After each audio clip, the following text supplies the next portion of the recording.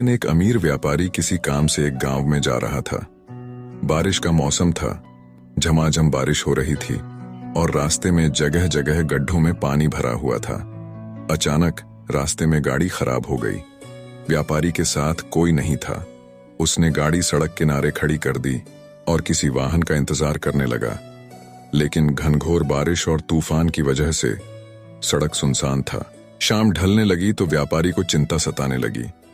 अचानक उसने देखा एक गरीब व्यक्ति साइकिल से गुजर रहा है।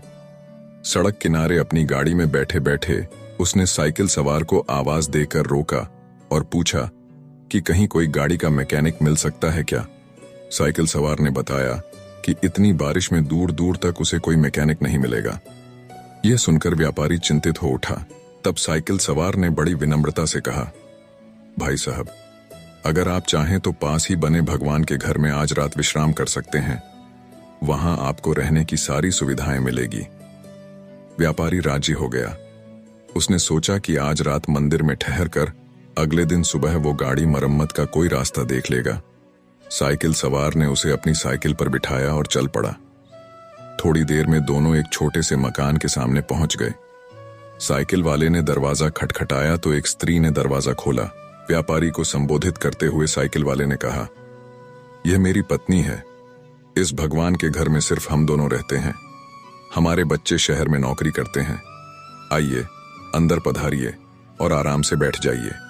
थोड़ी ही देर में साइकिल वाले की पत्नी गर्म गर्म चाय नाश्ता ले आई।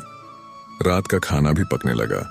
व्यापारी को सब कुछ बहुत अच्छा लग रहा था, लेकिन उसे एक बात समझ में नहीं आ रही थी कि साइकिल वाले ने अपने घर को भगवान का घर क्यों कहा। ये कोई मंदिर तो है नहीं।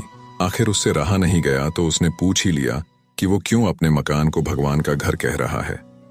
लोग तो अक्सर यही कहते हैं कि मेरे घर में भगवान विराजमान है, या मेरे घर में भगवान के लिए पूजा घर बनवाया है, या मेरे घर में भगवान आए हैं। ये सुनकर साइकिल वाले व्यक्ति ने कहा, हाँ, आपने ठीक कहा। अक्सर लोग यही कहते हैं कि घर हमारा है और भगवान हमारे घर में विराजमान है, लेकिन हम ऐसा नहीं कहते, क्योंकि अगर हम अपना घर कहेंगे तो उसमें हम अपनी इच्छानुसार कुछ भी उल्टा पुल्टा काम कर सकते हैं। लेकिन अगर हमने भगवान का घर कहा तो हम वहां कोई गलत अनाचार वाले काम नहीं कर सकते और हमेशा उन्हीं सद्विचारों में रहते हैं जैसे हम सब मंदिर के अंदर होते हैं। और मजे की बात यह है कि जैसा कि लोग बोलते हैं कि मृत्यु के बाद हमें भगवान के घर जाना है, तो उस हिसाब से देखा जाए तो हम जीते जी ही भगवान के घर रहने का सुख प्राप्त कर रहे हैं।